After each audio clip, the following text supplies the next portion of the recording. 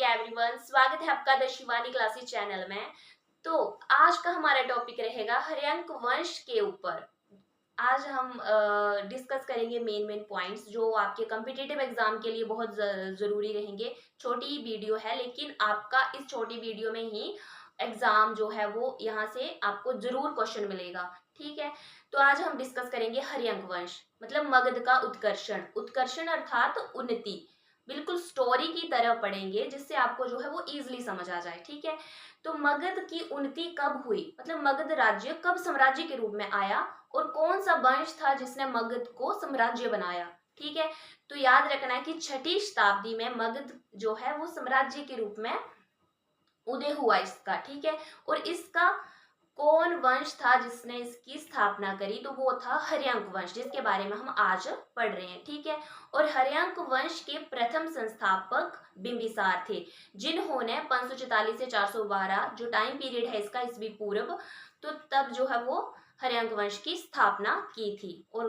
प्रथम संस्थापक कौन थे, बिंबिसार। और इसकी पहली राजधानी भी आपने याद रखनी है कि मगध साम्राज्य की पहली राजधानी है कौन, राजगृह, और जिसको आज हम गिरिब्रज भी बोलते हैं। सुना ही होगा आपने, जो गिरिब्रज कृष्ण भगवान जो अपनी एक उंगली पर पूरा गिरिब्रज उठाए हुए हैं, देखा तो होगा, कई लोग तो गए भी होंगे।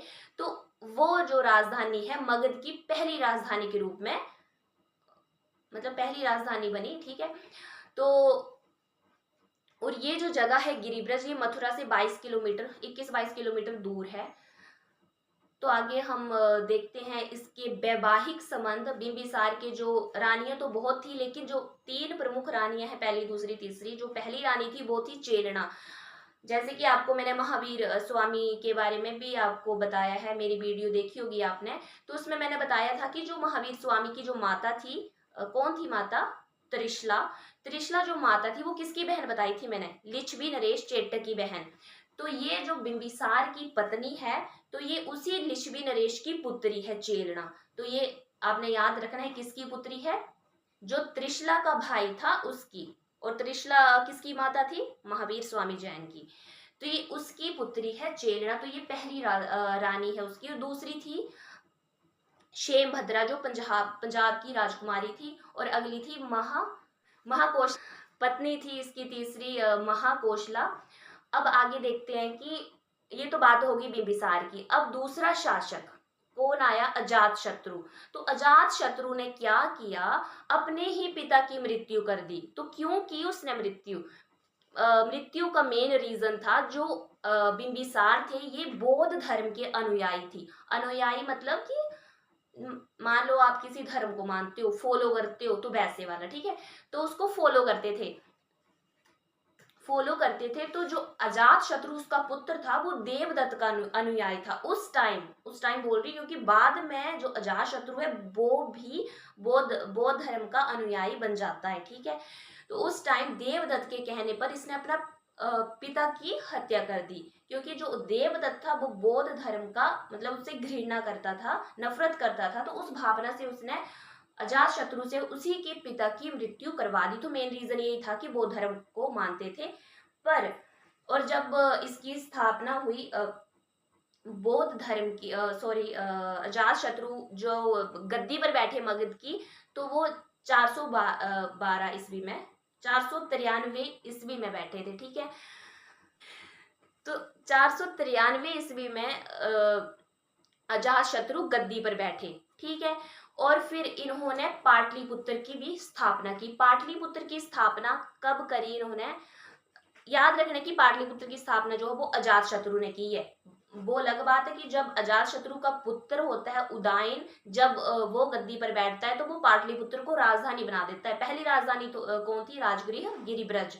तो दूसरी राजधानी जो हर्यंक वंश में मतलब चलती है, तो वो होती है पाटलिपुत्र, जो आज आप पटना के नाम से भी जानते हैं उसको। तो पाटलिपुत्र जो है इसकी दूसरी राजधानी बनी। और अजात शत्रु की मृत्यु भी उसके पुत्र उदयन ने कर दी। तभी तो मैंने बोला कि इस हर्यंक वंश को अपने पिता की हत्या करने वाला वंश भी बोला जाता है। तो आगे है शिशुनाग वंश।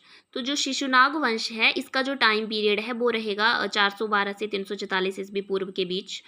तो इसके बारे में हम देखते हैं कि कब जो है वो इन्होंने किस पर विजय प्राप्त की वो हम देखेंगे आगे। तो शिशुनाग ने विजय प्राप्त की है अवंती पर, ठीक है, और राजधानी बनी वैशाली, ठीक है। शिशुनाग ने जो राजधानी बनाई वो थी वैशाली। और शिशुनाग वंश का जो अंतिम राजा था वो नंदीवर्धन, क्योंकि हमेशा जो कॉम्पिटिटिव एग्जाम्स होते हैं ज़्यादातर यही पूछते हैं कि अंतिम राजा, प्रथम शासक किसने स्थापना की, कौन सी राजधानी थी, ज़्यादातर यही क्वेश्चन जो हैं वो रिपीटेड आए हुए हैं। तो आप प्लीज़ पढ़ लेना, ये आपके पॉइंट कॉम्पिटिटिव एग्जाम के लिए बहुत ज़रूरी है। अगला है नंदवंश। तो नंदवंश का जो संस्थापक है वो है महापद्मनंद, और जो धनानंद है वो सिकंदर का समकालीन था। मतलब समकालीन का मतलब होता है कि एक ही टाइम पर जो दोनों, ठीक है। और नंदवंश का अंतिम शासक जो है वो धनानंद है, और ग्रीक लेखकों ने धनानंद को अग्रमीज बोला है, ठीक है। तो चलिए आज हमारा हो गया मगध का उत्कर्षण खत्म, हर्यंक वंश के बारे में पढ़ा, और शिशुनाग वंश और नंदवंश।